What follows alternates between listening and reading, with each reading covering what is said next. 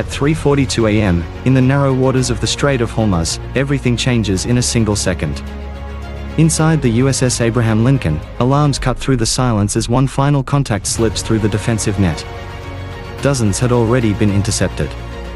Layers of missiles, fighter jets, and electronic warfare had done their job. But not perfectly. This one survives. It skims just above the water, invisible until the last moment. Too fast. Too close. Then impact. The explosion rips across the deck, not enough to sink the carrier, but enough to shatter the illusion of invulnerability. Fire erupts. Shockwaves roll through steel corridors.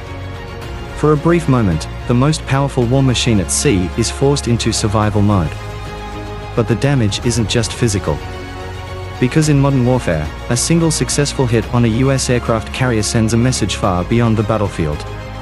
It tells every observer, every adversary, and every market watching in real time. The system can be touched. And once that belief is broken, the consequences begin to spread faster than any missile ever could. The explosion doesn't stay in Hormuz. Within minutes, it spreads across the world. Military satellites capture the impact almost instantly. Analysts begin replaying the footage frame by frame. But they are not the first to react. Financial markets move faster than confirmation. Oil traders don't wait for official statements, they respond to risk. And right now, risk has just spiked to its highest level in decades. The Strait of Hormuz is not just another waterway. Nearly 20% of the world's oil flows through this narrow corridor every single day. It is the artery of the global economy. And now, that artery has been hit. Shipping companies hesitate. Insurance rates surge within hours. Tankers already in transit slow down or stop altogether, waiting for clarity that doesn't exist yet. Ports begin preparing for delays. Energy markets spike in real time. In cities thousands of miles away, the consequences begin before sunrise. Fuel prices jump. Stock markets react. Governments issue statements. And all of it traces back to a single moment, in one missile, one impact, one breach in what was assumed to be an untouchable system. But the real shock isn't just economic. It's psychological. Because for the first time in this conflict, the question is no longer can the carrier be hit? It's what happens next? But here's the reality behind the shock, the part most people don't see. A US aircraft carrier is not built to be destroyed by a single hit. It is built to survive it. Beneath the chaos on the flight deck, a different operation begins instantly. Damage control teams move without hesitation, sealing compartments, suppressing fires, restoring critical systems. Every crew member knows their role. Every second is rehearsed. This is not panic. This is procedure. The ship does not sink. But something more important happens. Its mission changes. Flight operations slow, then pause. Aircraft that were preparing for launch are secured. Elevators stop. Fuel lines are checked. Fire crews flood sections of the deck with foam. The carrier, once projecting power across the region, is now focused inward, protecting itself. And that shift matters. Because an aircraft carrier is not just a ship. It is a floating airbase, a command center, a symbol of dominance. When it stops operating at full capacity, even temporarily, the entire strike group adjusts around it. Escorts tighten their perimeter. Air cover becomes defensive. The tempo of operations drops. For a brief window, the balance shifts. Not because the United States has lost control, but because control is no longer absolute. And in a place like Hormuz, even a moment of reduced control is enough to change the battlefield. That brief window is where the real danger begins. Because modern warfare is not decided by a single strike, it is shaped by what that strike triggers next. The moment the carrier is hit, every calculation on the battlefield changes. Not just for the United States, but for Iran and every actor watching. What was once theoretical risk becomes proven vulnerability. And that shift spreads faster than any missile. Commanders begin adjusting instantly. Movements slow. Formations tighten. Every decision becomes more cautious, more deliberate. Because now, the threat is no longer abstract, it is real, measured, and repeatable. And that is exactly the point. Iran does not need to destroy the carrier. It does not need to win a decisive battle.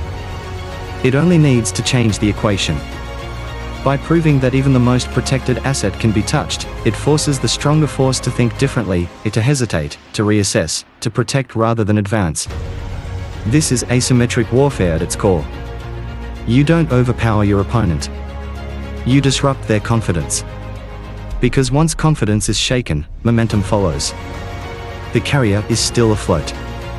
The fleet is still operational. But the rhythm of dominance, the constant forward pressure that defines naval power, has been interrupted. And in a narrow, contested space like the Strait of Hormuz, even a small interruption can cascade into something much larger. The first strike is never the real threat. It's what comes after. Because once a carrier is hit, even if it survives, it becomes something it was never meant to be, a fixed point in a dynamic battlefield. Its position is known. Its defenses are engaged. Its systems are under stress. And most importantly, its attention is divided. That is when the second wave arrives. Not necessarily more powerful. Not necessarily more precise. Just timed perfectly. Drones begin to reappear at the edge of detection range. Fast attack boats move along the coastline. Additional missile launchers don't need to overwhelm the system, they only need to exploit the moment when the system is already busy. Because defense has limits. Every interceptor fired reduces available capacity. Every radar cycle spent tracking debris or false signals delays the next engagement. Every second spent managing damage is a second not spent scanning the horizon. This is the principle of saturation. You don't break the shield in one strike, you stretch it until something gets through. And now, the carrier is no longer operating at peak efficiency. It is reacting, managing, recovering.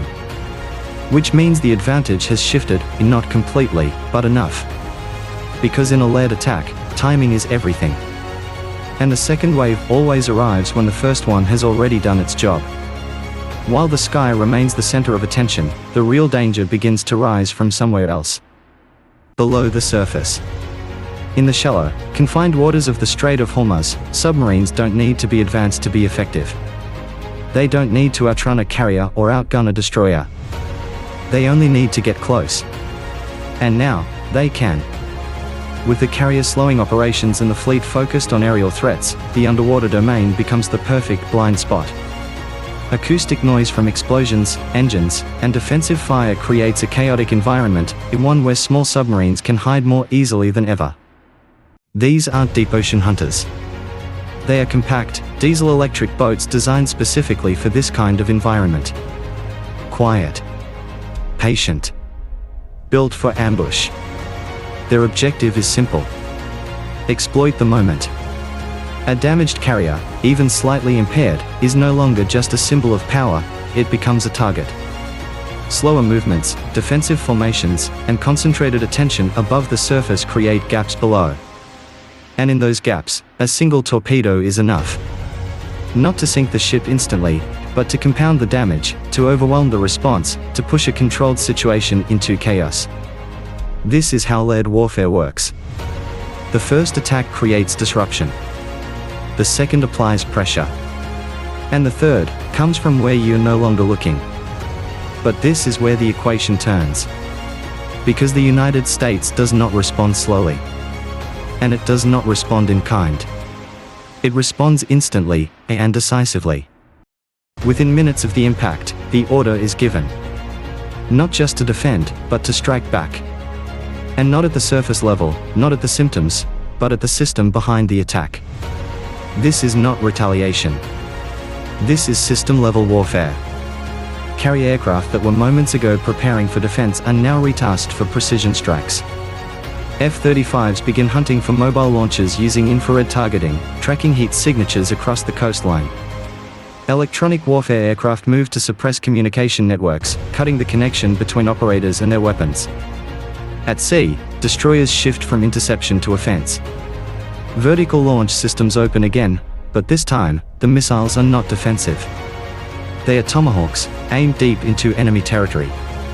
Command centers, radar nodes, drone coordination hubs, jamming stations. Everything that made the attack possible becomes a target. And the response is not delayed. It is immediate. Because in modern warfare, allowing the system to recover is more dangerous than the initial strike itself. The goal is not just to punish, but to prevent the next attack before it even begins. The message is clear. You can strike once, but you will not strike twice. What follows is not just a counterattack. It is a system coming fully online. Because the United States does not fight in a single domain. It fights across all of them, simultaneously.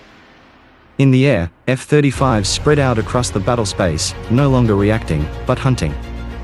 Using infrared sensors, they track mobile missile launches as they emerge from hidden positions along the coastline. Heat signatures betray movement. And movement becomes a target. At sea, destroyers reposition, expanding the defensive perimeter while maintaining strike capability. Their sensors are no longer overwhelmed, they are coordinated. Every ship, every aircraft, every system is now connected into a single data network. Below the surface, submarines move silently to cut off any remaining threats. Ports are watched. Exit routes are monitored. Nothing moves without being detected. But the real weapon is not any single platform. It is data. Satellite feeds, airborne sensors, and ship-based systems fuse together into a unified battlefield picture. Every signal, every movement, every anomaly is tracked and analyzed in real time. What was once chaos becomes clarity. And clarity changes everything. Because once the battlefield is fully visible, surprise disappears. And when surprise disappears, so does the enemy's advantage. At this point, the battle is no longer about the carrier. It becomes about control. Because once the immediate threat is neutralized and the counterstrikes begin to land, the United States shifts its objective from survival to dominance. The question is no longer, can the fleet defend itself? That has already been answered. The new question is, who controls Hormuz now? And that changes everything. Naval formations begin to expand outward, creating layers of security across the strait.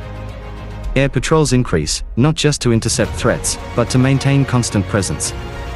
Tankers and commercial vessels are no longer left to navigate uncertainty alone, they are escorted, monitored, and protected. This is how control is established. Not through a single decisive strike, but through continuous presence and reduced risk. Because Hormuz is not just a battlefield, it is a global lifeline. And keeping it open requires more than firepower.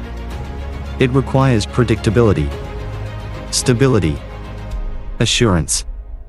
At the same time, pressure continues on the enemy's remaining capabilities. Any attempt to regroup, relocate, or relaunch is immediately detected and targeted. The system that enabled the initial attack is no longer allowed to exist in fragments, it is systematically removed. What began as a moment of vulnerability becomes a turning point. Because once the United States regains control of the environment, the balance doesn't just return. It shifts. From contested to controlled.